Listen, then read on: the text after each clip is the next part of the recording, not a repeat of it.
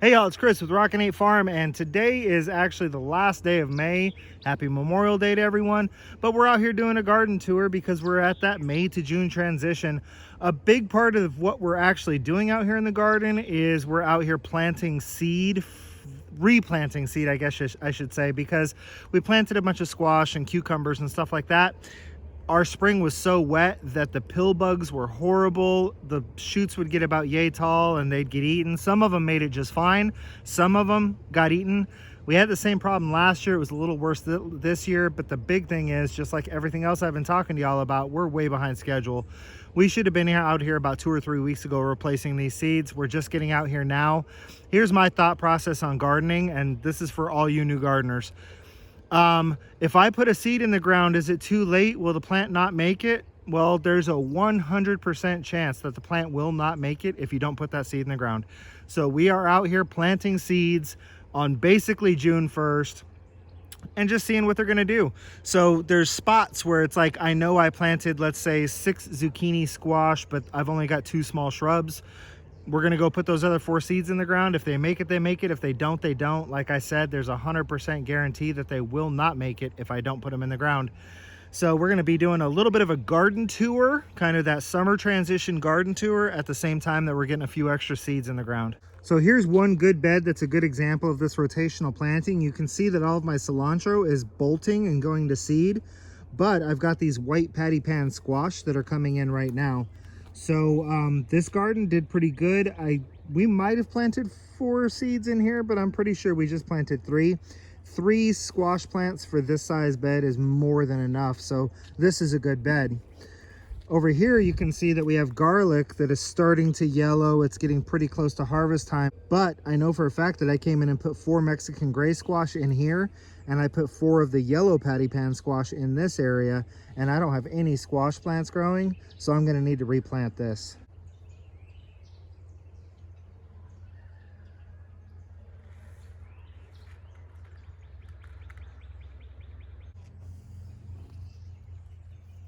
Corn is coming in pretty well. My wife actually, it all took, I was surprised. So we usually put 2 kernels in each space and then thin them out. When she went to thin them out, she transplanted the ones that were thinner, and they all made it. I mean, so we're gonna end up with a little more corn than we thought we were going to. We don't plant a whole lot of corn, although we might plant another bed with some corn in it. It is something that we enjoy, but obviously it's seasonal, and it also, you know, really wreaks havoc on the depletion of the nitrogen in your beds. But this was a very pleasant surprise. I threatened the chamomile that it was coming out of the garden if it did not bloom this year. And well, we've got lots of blooms. So my wife has been coming out here and picking off flowers, and we've been drying them, and pretty soon we'll be making some chamomile tea. Here's one of those beds where pretty much nothing made it. We had a couple of our acorn squash did really good, so those will be doing fine here really soon. But I planted spaghetti squash there. There's nothing. All along the back here, I planted yellow zucchinis. There's nothing. Here I planted pumpkins. There's nothing. So the bugs really had their way with this bed. We're just going to go ahead and replant it and see what happens. I think these might just be a jalapeno pepper. The peppers that I planted here were out of my weak stock that just didn't do well this year. So we're doing an experiment here. I threw some tomato seeds in the ground. We watered them in well, and I'm gonna see if tomatoes want to grow from seed now that it's warm. And what I'm hoping is that I'll get a fall crop of tomato from these if I can get them through the heat. Like I said, it's an experiment. I don't know what I'm gonna get, but I do know that if I don't plant them, they won't grow for sure. This bed here, these onions are coming out as soon as I'm done talking to y'all. The tomatillos that are growing along the fence are doing great, and the garlic on the back side will be coming out very soon. So this may just end up being a dedicated tomatillo bed, or we may come back in here and plant something very low lying underneath the tomatillos. This is all garlic, but we did plant tomatoes along the fence and none of the tomatoes made it. So I'm going to try the same thing here. I'm going to put in a bunch of tomato seed along the fence, and then I'm going to put corn seed down both sides, and I'm just going to wait to see what's better and pull whatever isn't doing as well. So, I mean, that's the thing about experimenting, guys. The seed is cheap. Throw it in the ground, see what it does, see what's going to grow better, and then yank it out when it doesn't do good. It's just not the end of the world. It's kind of like painting in a house. Paint a room, and if you don't like it, paint it again. It's just your labor that is costing you. So again, I'm gonna do tomatoes. As soon as the scarlet comes out, hopefully there will be tomatoes growing along there. If not, if the tomatoes don't do good, then we'll have corn growing along the two outsides. The beans in this bed are doing really well and nothing else is really coming up. So I just had to replant cucumbers. I have one cucumber that made it right there, but I had to replant those, and I had to replant the cucumbers on this side. I'm gonna try planting some more tomatoes along this backside here, and then I'm gonna replant peppers all along that backside there. So now let's take you for a tour of the parts of the gardens that are actually looking good and we're not having to replant. Strawberries are looking great, and all of our tomatoes are looking amazing. I've got Romas coming up, I've got Hot House coming up. So all the tomatoes are looking really good and we're really happy with them. I'm going to point out once again that if you live in an apartment, grow your tomatoes in buckets, because I am growing tomatoes in buckets like you would not believe. The peppers that are coming up in the buckets are doing really well too. These are those Marconi peppers, and you can see that they're just covered in flowers. Again, strawberries are doing good, sending up runners. Wait till y'all see this bucket line over here. Tomatoes coming out of my ears. Look at all of these beautiful flowers that are growing on all of these tomato varieties. The vast majority of these are cherry tomato varieties. You can see I've got some yellow pears that are coming in already. We have some bush style cherry tomatoes. We have some red tomatoes, yellow tomatoes.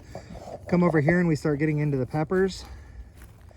I have a few peppers that are doing weak and struggling, but that's okay because I've also got some peppers that are doing just fine and gonna grow up big and tall.